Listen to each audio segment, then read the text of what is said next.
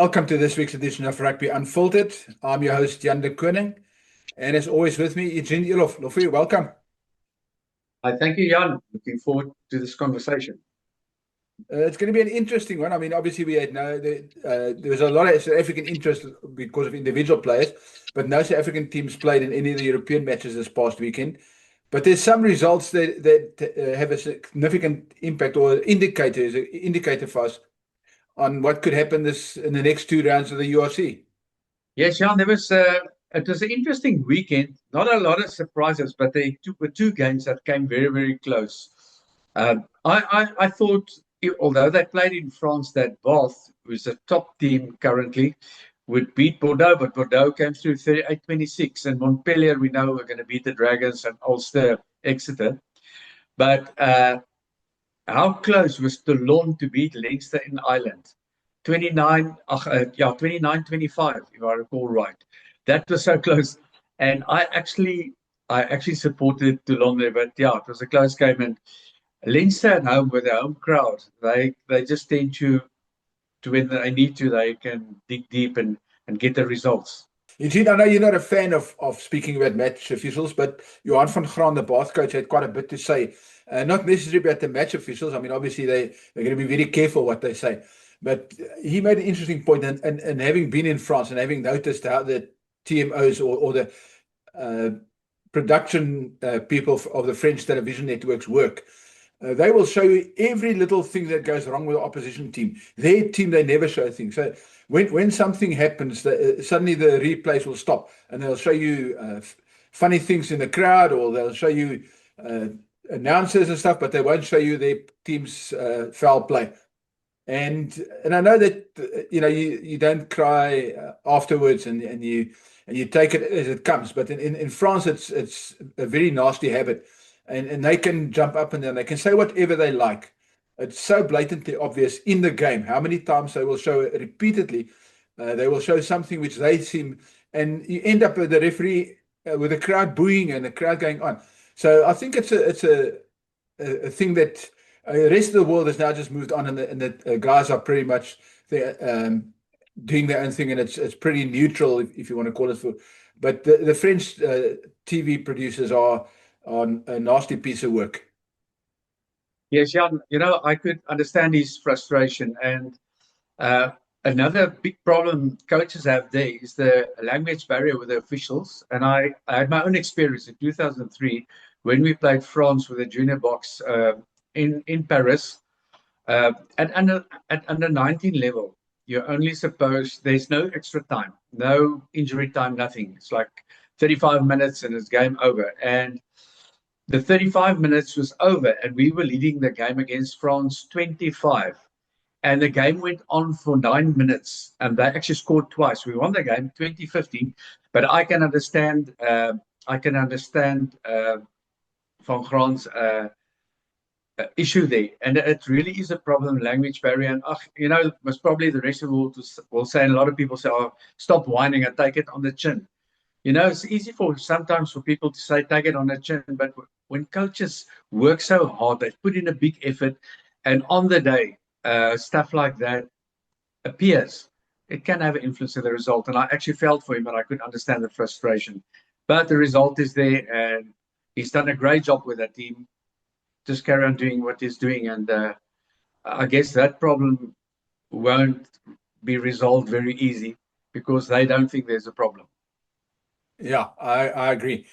Well, let's move on to this coming weekend, round 17 of the URC, and there's still 9 teams in the running. So Connacht is the only team outside of the top 8 that are still in the running that can overtake somebody. But let's start with Friday, Eugene, and it's a very interesting scenario. So Glasgow host Cardiff in Glasgow, and then Ulster host the Stormers. Now the Stormers are top of the log, and Glasgow are second. So you would expect Glasgow to get a win, even though Cardiff is also in the top 8 and almost certain to qualify. And Ulster is in the running. They're sitting pretty in their position.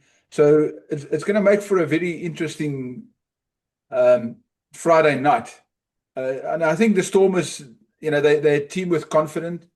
They maybe they still lack a few key players or a bit of depth in some key positions, but I think they're playing some good rugby. And as John Dobson said, after they went over Glasgow, they're now a proper team. They can now believe that, and they're a proper team. They can play against the best and beat the best. Okay, yeah, I can understand that statement. I think this weekend might be that proper game. But let's just go to Friday to Glasgow, Cardiff. I think Frank Poo, you can also see his frustration with the team, with the 2 losses they had here, the rhythm they couldn't find the balance. I think they're going to be a difficult team at home, playing Cardiff. It's not going to be a walkover, but I do believe that they will get their things together. The team will gel again, and they will want to go back to winning ways. On the other side, Cardiff will think, but listen, they are ready to be picked. So both these matches are going to be massive. I agree with Dobbo. I could see for the first time that everything was working. But, when everything is working, sometimes it doesn't work. And Ulster in Ireland is going to be a difficult team.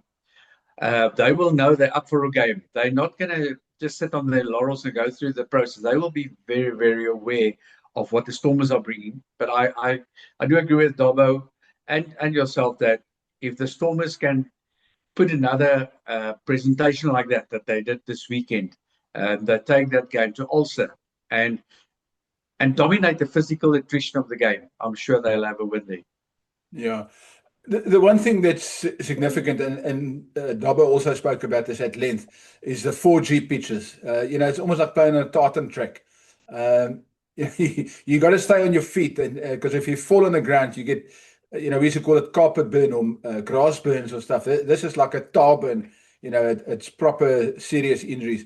And the Stormers don't enjoy that. So Glasgow Warriors complain because when they come to South Africa, they play on grass, heavy grass, and they don't enjoy that because they're so used to the 4G pitches.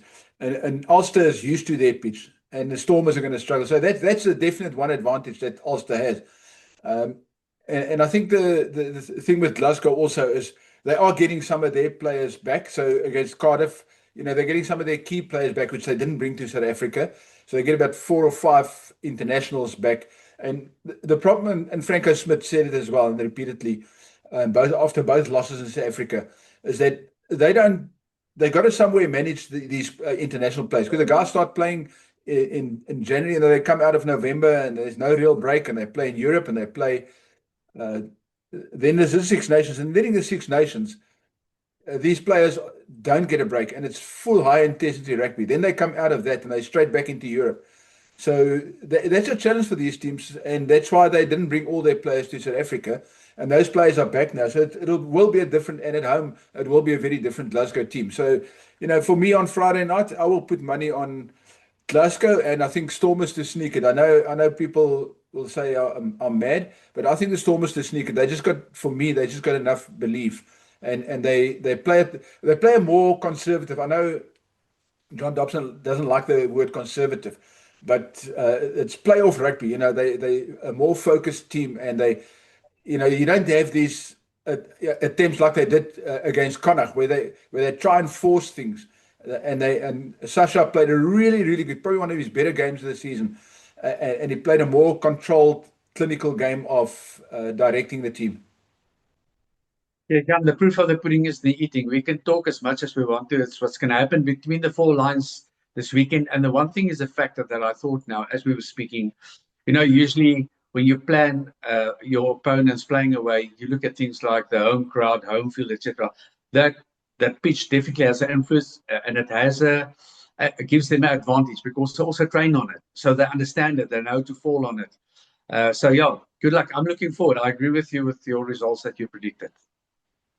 Eugene, let me move to Saturday, and before we get to your team, we've got 2 South African teams at home. So we've got the Bulls hosting Zebra and the Sharks hosting the other Italian team, Benetton. Now, both Italian teams are out of the running. The Sharks are out of the running, so that match in Durban is a dead rubber, except that it's the next 2 weeks is Siya Kolisi's last 2 games before he moves to Cape Town. He returns to Cape Town. So I suppose that'd be the interest, watching how Siya performs. And you know, if as you got enough good form, is he okay for the international season, that sort of stuff. But I think the important game is the Bulls against Zebre. You know, they need 5 points because they can move up and they can book their place in the playoffs. So they'll be looking for 5 points, and maybe they can get a top four because we know what awaits the Lions. You know, so they've got two tough games in Ireland. So I think the Bulls, if they can get 5 points here and 5 points next week when they play Benetton, 10 points will put them in a good position to finish in the top four. You know, if the Lions don't come to the party, then the Bulls can finish in the top four along with the Stormers. So, so I would seriously think the Bulls has got too much for Zebre. Yeah, you know what makes this weekend the Italian side's dangerous. They got nothing to lose, so they're gonna chuck the ball and they're gonna play. I believe they're gonna try and play expensive rugby. They're gonna try and if we talk about the Bulls game, they're gonna try and break their structure. And I've played, but the Bulls are currently on in such a good space. You know, their confidence is there. They've got a good pattern of play. Their backup is good. Their bench is strong. I think there's a strong vibe, and Akis will know this is a game. Both of these games that he will ID that he needs to get 5 from both. So I believe the Bulls. Zebre has been very inconsistent the whole season, and it's going to be tough on the IFL for them. So I back the Bulls. The Sharks will want to. They're going to play for pride. I don't think the Kulisi thing is going to be such a big thing. He's just another player. And it will be emotional for him as well, and for his supporters there. But the Sharks will want to get back to winning ways as well, and just play for pride, and maybe put a decent game together for their fans and for themselves that they can take forward. Benetton again, side they got nothing to lose. They're gonna come. They're gonna bring a game, and they're also playing for pride. And then I guess I will kick off then with a final game where we both have Legion with my Lions playing at Leinster. Now Leinster has beaten Toulon this weekend, so so they on a high. They're also getting a few players back. They have not fired on all their cylinders yet, and the Lions again has at home. So I think this is very, very important for the Lions to go out there with a belief that they can beat Leinster in Ireland. It's going to be tough, but I believe this team, with also again coming back to the word confidence and momentum they have, it's possible.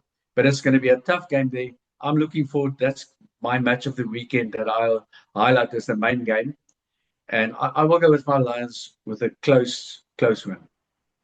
Eugene, for once I agree with you. I think it is the game of the weekend, without a doubt, without a shadow of a doubt, the game of the weekend. Firstly, because it's 3 against 4, and you know, it's a significant game for the Lions. They 3 points away from qualifying for the playoffs for the first time, so they're going to get some points somewhere from these games, or hope that Connacht lose. Because I mean, obviously, if Connacht lose and Connacht host Munster, so there's a reality, the Irish derby. So you know, there's a good chance that Connacht don't make it. And Munster, as we know, is also in the running for a playoff place. So I think Connacht is going to look to, or Munster is going to look to put Connacht away, because they know that you know, a loss could be detrimental to their playoff hopes. So you know, if Connacht loses, then the Lions are through in any event.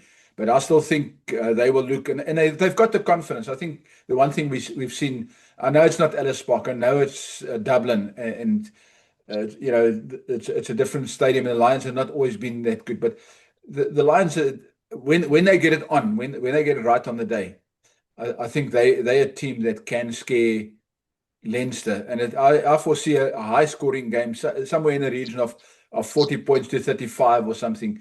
But I hope upon hope that the Lions sneak it.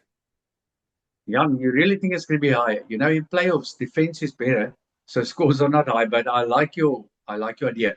But before we carry on, I would like to ask the permission that we talk about the Under-20 Championship Cup. And you know what? I'll tell you why. Because it's been always a junior Springbok rugby has always been close to my heart, and to the world outside there, and I guess there's not a lot of international people listening to our podcast, I predict now that South Africa is going to be a force for the next 8 years, 5 to 8 years, with the juniors that are coming through the process. In my time that I've been involved with junior rugby in our country, Jan, and with the Junior Springboks, this one probably is the best team of them all. And I want to take hats off for Kevin Foote and Baron Peters and their coaching team to keep these guys level-headed on the ground. They are just a good coach team. And I mean, they've already theoretically won this competition. I know there are people that come with permutations, but let me tell you what, this weekend their game, New Zealand, Australia last week was a close game. So we damaged Australia's junior rugby. I mean, you know the score. And then the big surprise, New Zealand losing against Argentina. And we gave Argentina a big hiding as well. So we're going into this last match with 10 points. New Zealand and Argentina 5 and Australia 2. I think we're going to walk this competition, and junior rugby in our country is very, very healthy. And again, I'm going to take it back and repeat myself to say it goes back to our school systems, feeding into our junior structures, feeding into our senior teams and so on. I'm a proud South African rugby supporter, or ex-coach, or whatever you call it in modern days. Eugene, you're a former coach, not an ex-coach. You're still alive, so you're just a former coach. Eugene, yeah, I agree with you. I'm also the Baby Boks, a soft spot. I've got a soft spot for the Baby Boks. In Riley Norton and his team, you know, that experience. Remember, he led us to the World Championship last year, the Under-20 World Championship, and he's going to do it again. I mean, that team has got actual experience in terms of age group rugby. You know, they've played for 2 years now. Quite a few of them has played for 2 years now that they played at this level, so they will know what's coming. And now also think our pipeline, the system, like you just mentioned, Kevin and them, the pipeline, the system of bringing through players, quality players, is really healthy at the moment. That goes up to Rassie and the systems that he introduced, and now with Dave Wessels and those guys, that, you know, they keep the systems going. It's if something works, if it ain't broken, don't fix it. You know, and I think it's a good system that's working for us. Maybe we need to tweak here and there, and I'm sure Kevin Foote and his team will make some tweaks. But I agree with you. I see another Baby Bok win and a really good tournament win for South Africa. And then it's on to the Junior World Cup. Yes, and the World Cup is in Georgia this year, if I recall right. So that's going to be interesting at its own. But good luck to the guys. They're doing us proud so far. But Jan, we must end off with our SA Cup. And I know you've watched all the games. Yeah, Eugene, I don't watch all the games because they're not on television, but I try and watch the games that are on television. And Friday night, we've got Griquas traveling to Bloemfontein for the biggest derby. If Griquas win and Cheetahs don't get their 4 points, the reality is the Cheetahs won't play in the Currie Cup for the first time in their history. And that's, you know, that's how desperate they are. And Frans Steyn last week already, we had the thing. Frans Steyn last week already said, you know, they might not make the cut, and that's a sad thing, you know. So that's a big game for me. That's also a big game. Luckily, it's early enough so we can watch that game and then later on watch the Stormers game. But yeah, I think Frans Steyn, you know, he was very philosophical this week when I sat in on the press conference. But I think the thing that he said, the phrase that he used, he says, we got ourselves into this mess, we must get ourselves out of it. And that's a good attitude for a coach to have. You know, it's our fault, we made it. And then he pointed out that Jimmy Stonehouse and Heineke and Peter Berg, all those guys have been through ups and downs in their life, and they've learned how to come out of it. He's still a baby in terms of coaching experience, and you will know that. You know, you go through stages where things don't go your way, and if you learn from that the proper way, and I'm sure Frans will learn. As a player, he showed he's got a good rugby brain. I think he will come out of this, and you know, maybe Cheetahs are in a difficult position, but who knows? You know, Frans might just be the person to put them back in a big spot. Yeah, I think a team. I understand Frans's frustration. I think a team like the Cheetahs would have liked to play against any other team, but the Griquas currently who's the top of the lot team, and they seem to bring it together. And I mean, the SVD game, SVD was ahead when they played. Griek was there, I think 12-0 at one stage, then 12-all. I want to take my hat off for Heineke Meyer. He's changed SVD around in one season. I mean, what he did with that team, where they were and where they're now, it's a massive jump. You can see with structures in there, there's a belief in the team, and he's building a nice franchise there at SVD. Well done, Heineke. And then, of course, my team, my other team, the Boland, that went up and nearly caused the upset there at the Pumas. It came close, but at the end of the day, with the last scoring try, the Pumas won that game. Pretty much the picking order is sorted. And, I know that the SAA Cup doesn't get a lot of attention, but I think it deserves more because there's some great players there, coaching doing a great job there. And we really hope for the Cheetahs that they can pull this off, but it's going to be tough. But nothing in life is impossible. It's a home ground game, and let's really hope that they can revive what they did. Yeah, Eugene, I agree with you. I think that's a good point to stop it at. We've covered all our bases. So until next week, and hopefully next week we've got a special guest, Eugene. We're busy working on something, and hopefully we've got another special guest next week, and then we'll see how things go. So from myself, Jan de Koning. And Loppie, have a lekker week. Enjoy the Ragas. See you next week. Cheers.